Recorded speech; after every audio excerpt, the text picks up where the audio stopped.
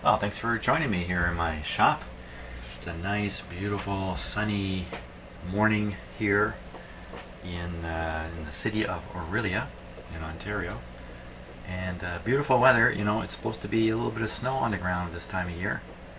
But in fact, it's going up to 10 or 11 degrees in beautiful sunshine for another day. Fantastic weather. So that's great, but I'm down here in my shop and there's no window for me to appreciate that. And I think the radio is finally ready for alignment. I think I got everything sorted out on it. It needs to be sorted out. And we're all set to go here. So let me just turn up the volume a little bit. Now, just before I started the video, I noticed this.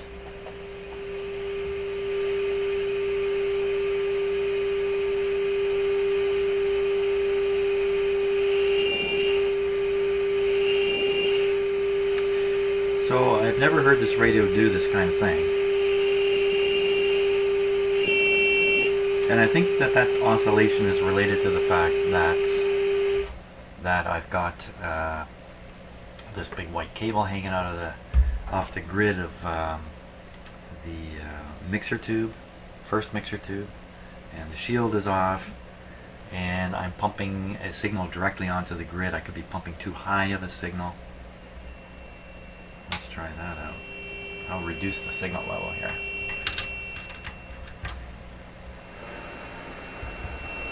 No, that doesn't seem to be it. It could be related to the position of the RF gain control, so I won't worry about it. Whatever it is, maybe it's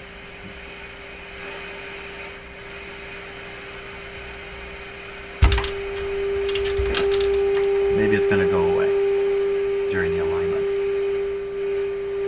Okay, I'm going to assume that's just a phenomenon of how things are hooked up here. It's not really indicative of a problem with the radio. So, now we want the meter. Here's the meter.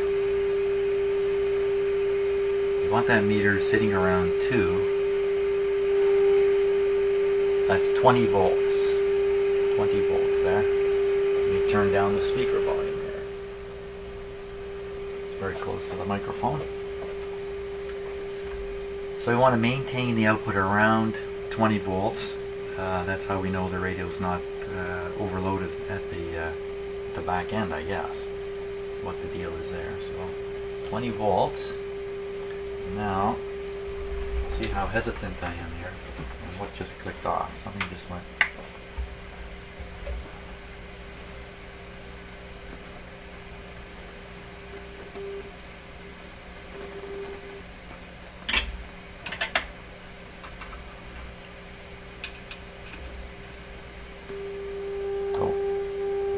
This had grounded out. There we are. Sounds much better now. Maybe that was that whole problem. Nope, still does that funny sound. Okay, we'll set it to around 20. And here we go. Got my screwdriver in hand.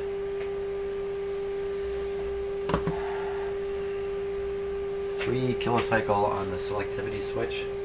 It's here. Okay. RF gain to maximum. Well, if I do that, oh, it's not quite as bad here. Okay, let's do it. Go maximum RF gain.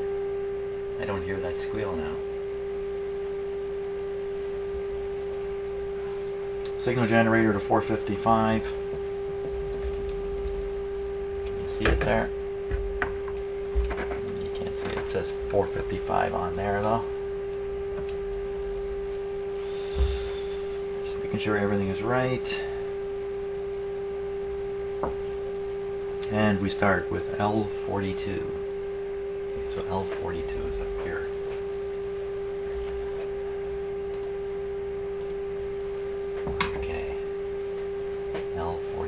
I've already checked, my metal screwdriver doesn't, and I've done this so many times in the past, and metal screwdriver has no effect on this radio. Here we are, L42.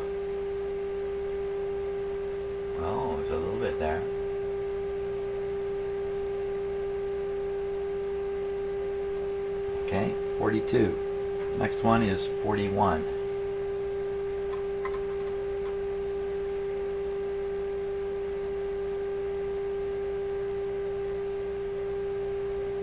That was pretty well right on. Next one is 39.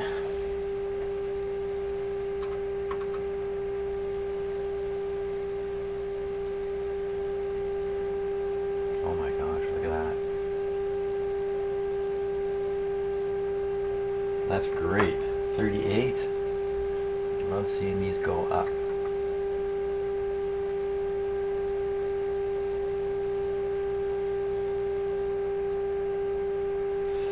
38. Now number 36. 36 is this one here.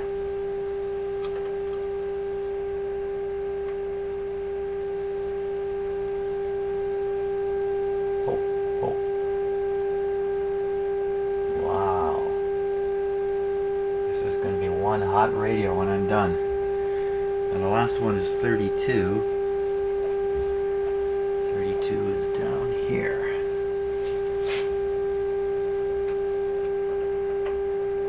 Oh, I don't have the metal cap on here, but I'm not sure it matters much. Let's see, 32, here we go.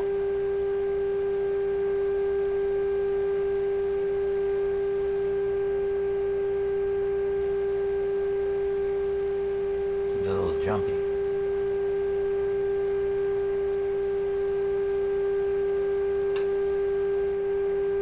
Because I'm right near the lead wire to the signal's going in, and I'm moving my hand around this wire a bit. Okay, that was great. Got a nice boost out of that. Now, it says, turn the RF gain control as required to prevent overload or excessive output.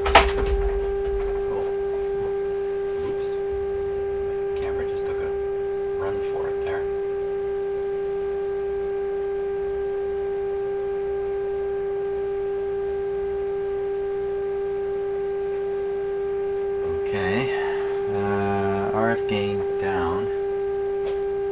Get us back down to 20 volts here. There we are. Or, you know, better yet, I'm going to leave the RF up. I'm going to turn down the signal generator. I think that's probably a better choice. Don't know what's coming out of the signal generator. Still a fairly high signal, but it's going into a grid, so it doesn't really matter how high it is. What I mean by that is there's no use knowing what the input volts. Hey, wait a minute, there is a table in the manual on this. There is actually a table, but I won't worry about it. At the very end of this, I will feed in a known signal right into the antenna, and we'll measure the output and see how close it comes to the expectations for this radio. Something I already did before doing the alignment here. Now, turn the selectivity switch to the narrowest position, 0.2. Adjust signal generator frequency for maximum output. This establishes correct signal frequency by the 455 crystal for the IF amplifier. Yes, which may not be exactly 455. So turn it down to, wow, it's just totally disappeared. Down to here. Turn up the signal generator. Turn it back down. So I'll tune the signal generator now and see if we can bring in the tone.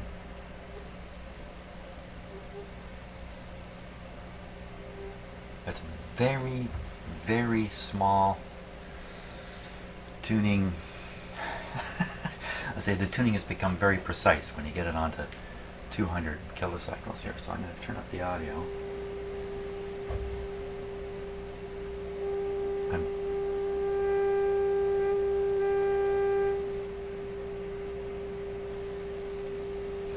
Very, very accurate. Okay, it sounds a little distorted, but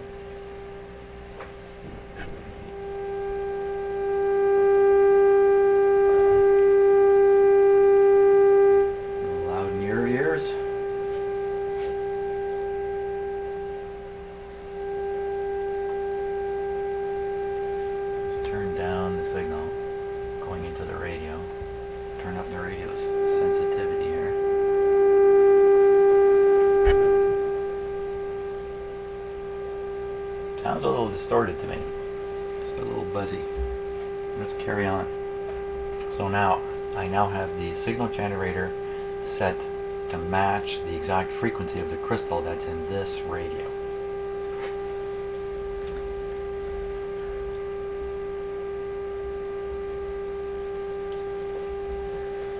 Okay, so having done that, what do we do?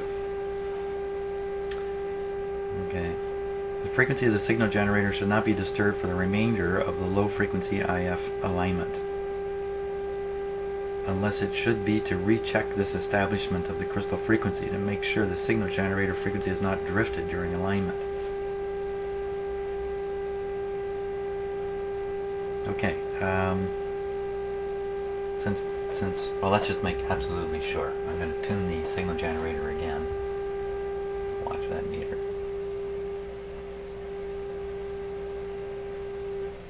Oh, just barely moving my signal generator here.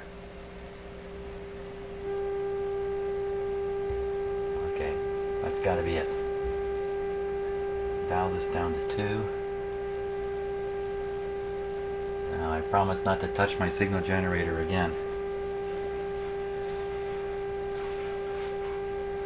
So what do I do now? Now I not be disturbed. Selectivity switch is now turned to 3 kilocycles again, back to 3.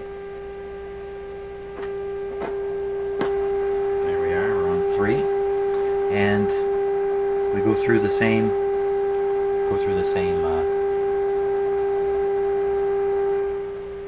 blowing your ears off. I go through the same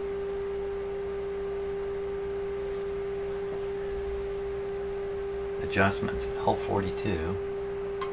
So now we're aligning the radio to its own crystal. And the reason we didn't do that in the first stage is the assumption is the radio is way off and has to be brought close. But of course this radio is not really way off.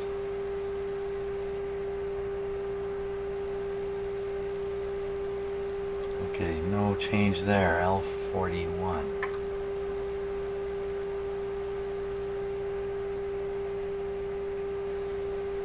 There we go. L39.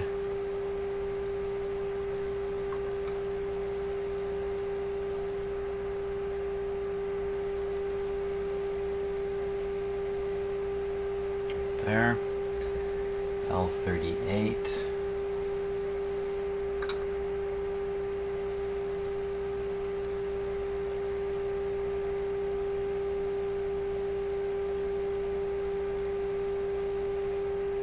Okay. L36. This one here. There we go.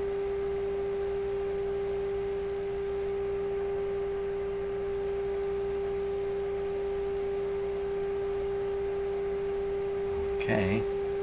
And L32. Back down here.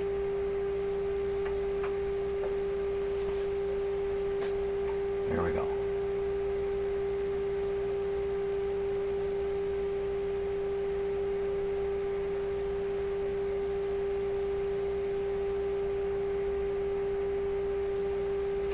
Okay, so there we are. Now turn the selectivity switch to the 1.3 kilocycle position and adjust L37. 1.3. Okay,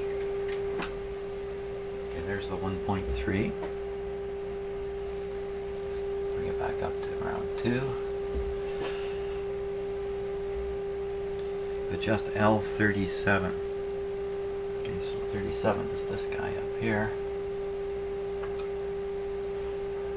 For maximum. Would you say that's out of it? Wow. Huh, that was way out. You know, I could even tell because the screw adjustment was up far higher than any of the others.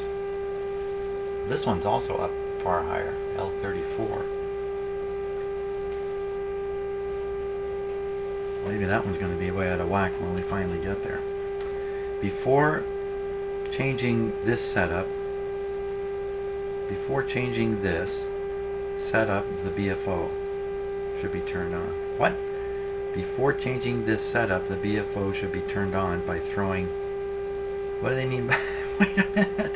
You should never give a list of instructions where one of them starts, you know, instruction number 4. Before doing instruction number 3, do this. It should never be written that way. Before changing this setup, the BFO should be turned on by throwing the CW modulation switch to CW, then check for 0 beat. If it is necessary, L44 should be adjusted. This check and adjustment of the BFO should be done with the signal carrier unmodulated. Okay, signal carrier is unmodulated. You probably thank God that tone is gone. And we turn on the BFO. Wow, it's way off here. Okay, we shouldn't have any tone there.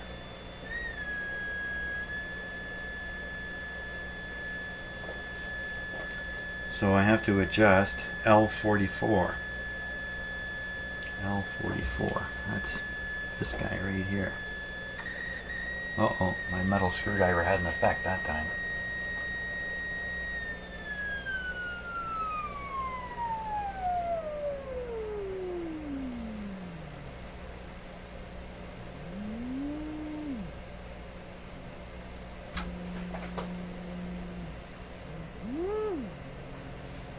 Just a little out.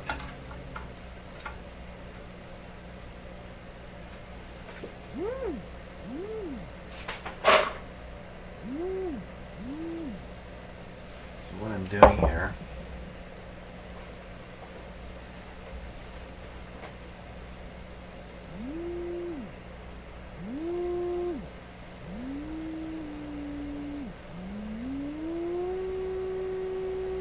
I want that tone to come down a little bit.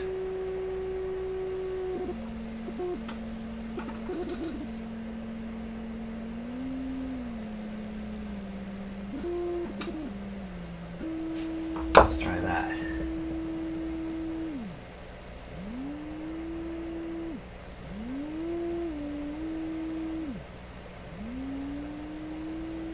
That's dead center there. There we go.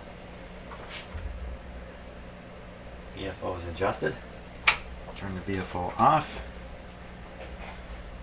Now, procedure for the visual method of aligning the low frequency. Oh, that goes on about how to use your scope.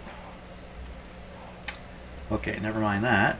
High frequency IF should be aligned next. Now, one of the things about this radio, and any good shortwave radio that goes up into the higher end of the high frequency band, 20 megacycles, 30 megacycles, megahertz, stuff like that, double conversion is a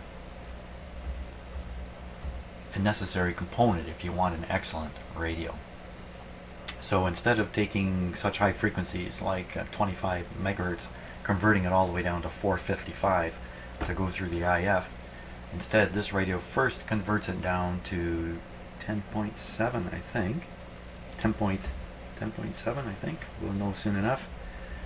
And then converts it further to 455 after that.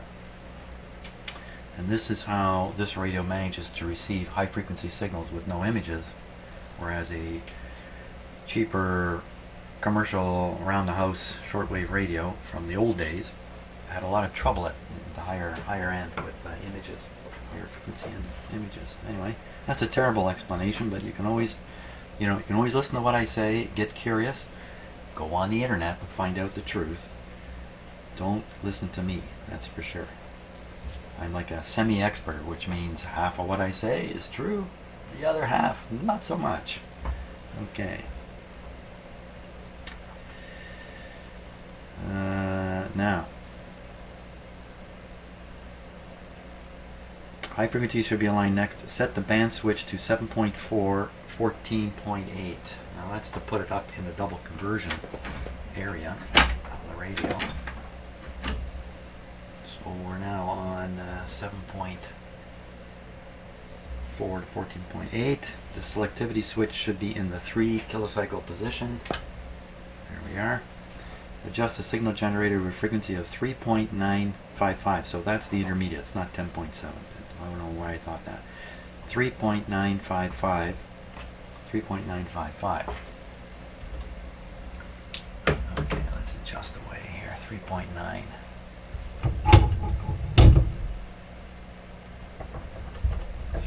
3.955.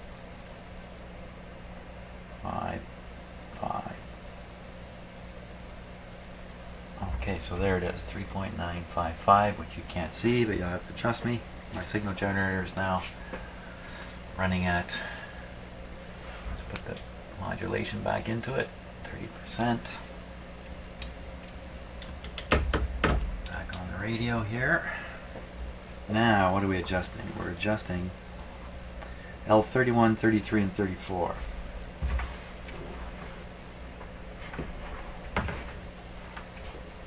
What happened to our signal? We should be hearing something now.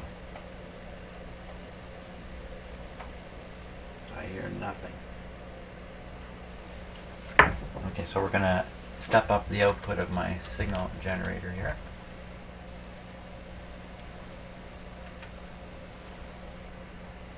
I hear nothing. Turn up the volume on it. Amplifier. This guy's wide open now. Just giving it everything it's got. Where are you? Where are you, radio? Where are you, man? Okay, we'll vary the signal generator here.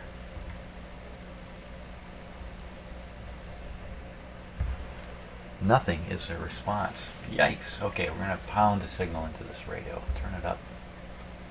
The signal generator is now pumping out just about everything it's got.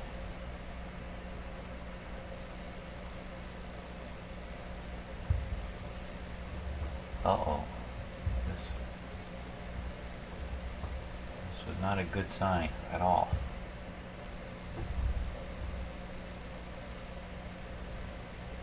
What's up here? What's up? What's up? What's up?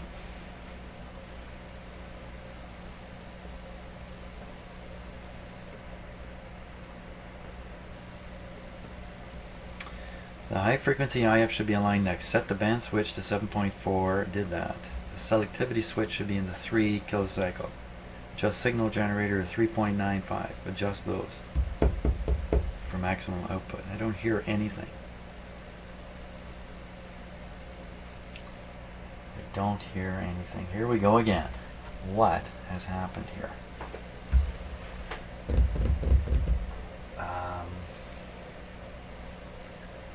I'll widen out the selectivity.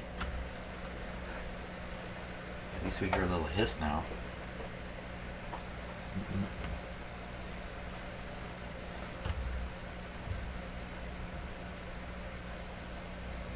Wow.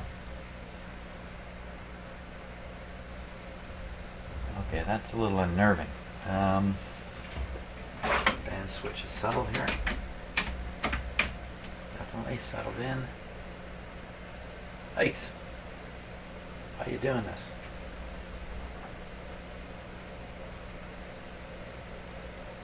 Okay, I think the wisest thing I can do at this point is actually put in a regular signal into the antenna and see if this thing will pick up a regular signal.